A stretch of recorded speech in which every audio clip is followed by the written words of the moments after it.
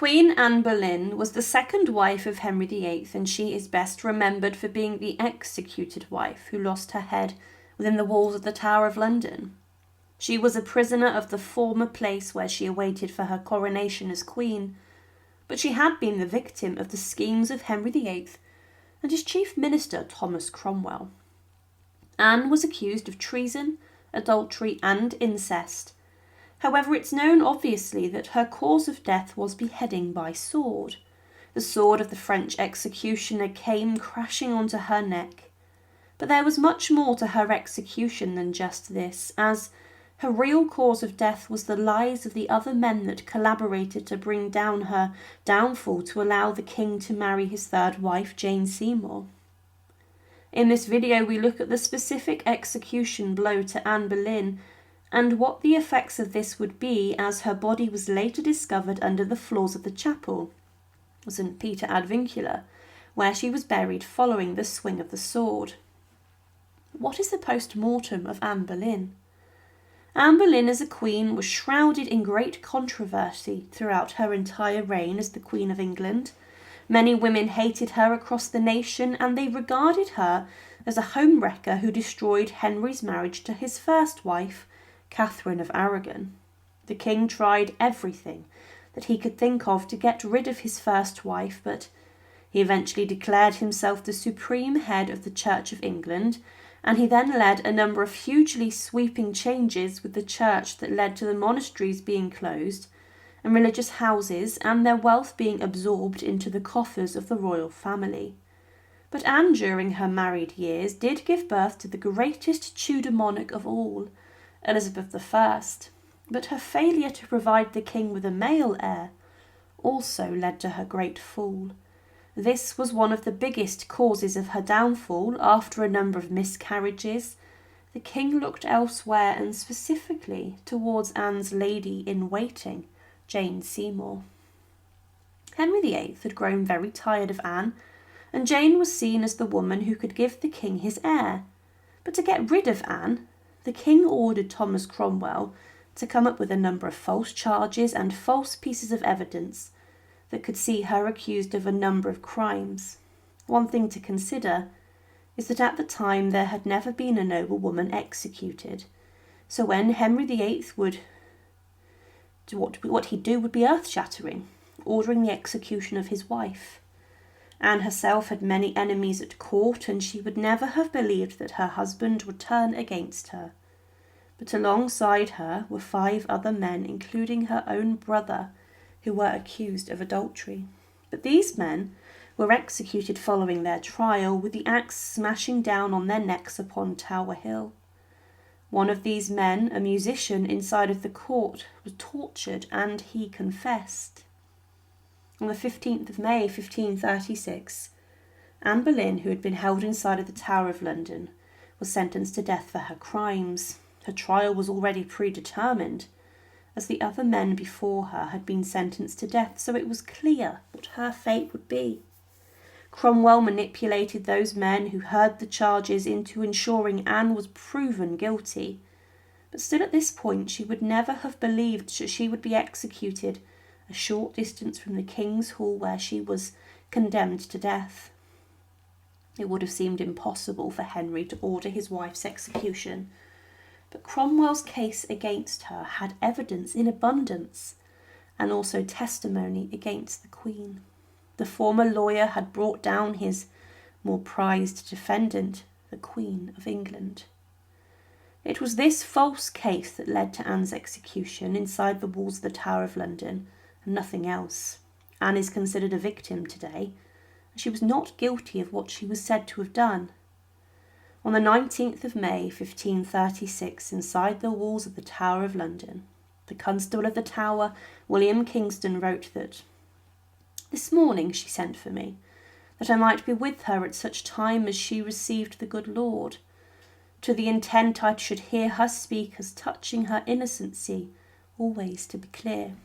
He later went on to say, "I heard say the executioner was very good, and I have a little neck." And then she put her hands about it, laughing heartily. "I've seen many men and also women executed, and that they have been in great sorry. And to my knowledge, this lady has much joy in death. Before dawn on the 19th of May, she had called the constable to hear mass with her, and she prayed she had never been unfaithful to the king.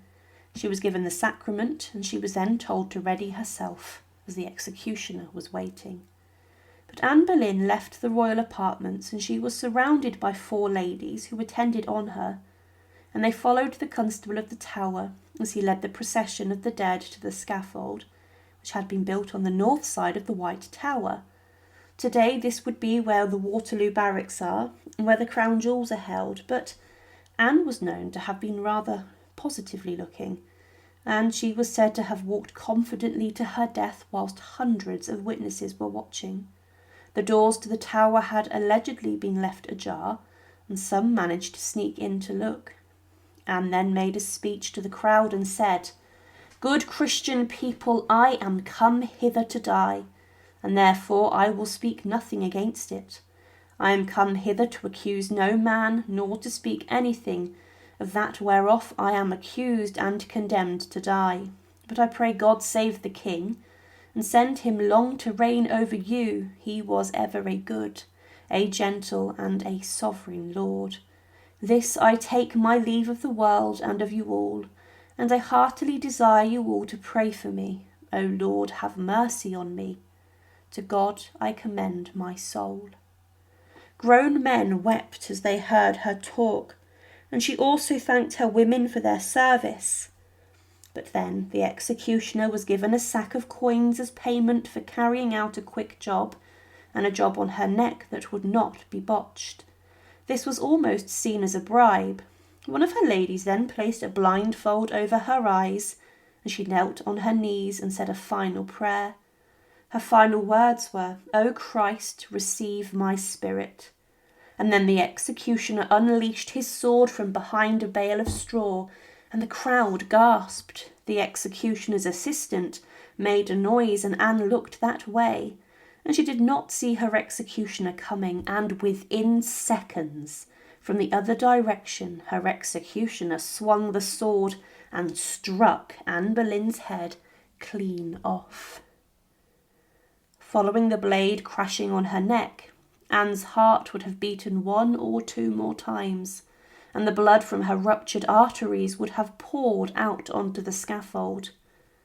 It was a very quick end, but then in the reign of Queen Victoria in the 19th century, the body of Anne Boleyn would be discovered under the floor of the chapel, but then a royal doctor, Dr. Frederick Mowat, would perform an investigation on Anne Boleyn's remains. Centuries after her death, he wrote that the remains of the executed queen, he documented that they belonged to a female of between 25 and 30 years of age, of a delicate frame of body, and who had been of slender and perfect proportions. The forehead and lower jaw were small and especially well formed. The vertebrae were particularly small, especially one joint, the atlas, which was that next to the skull, bearing witness to the Queen's little neck. He then stated, "The bones found are certainly those of a female in the prime of her life, all perfectly consolidated and symmetrical, and belong to the same person. The bones of the head indicate a well-formed round skull, with an intellectual forehead, straight orbital ridge, large eyes, oval face, and a rather square full chin. The remains of the vertebrae and the bones of the lower limbs indicate a well-formed woman of middle height, with a short and slender neck. The ribs show depth and roundness of chest. The hands and feet bones indicate delicate and well-shaped hands and feet, with tapering fingers and a narrow foot."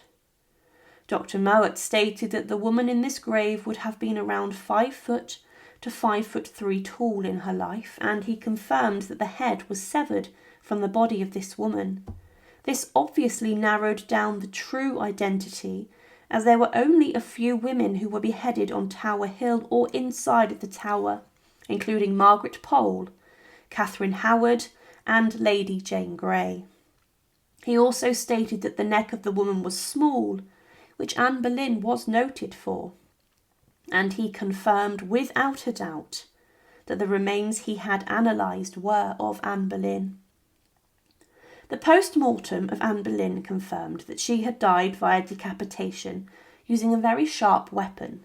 It also confirmed a number of stories that the Queen had a little neck. However, what it is meant is that the method of execution was quick and as harrowing as the stories which had been told for centuries later. Anne Boleyn was a woman who did not deserve this treatment. Thank you for watching, and to support, please subscribe to Her Remarkable History. Thank you.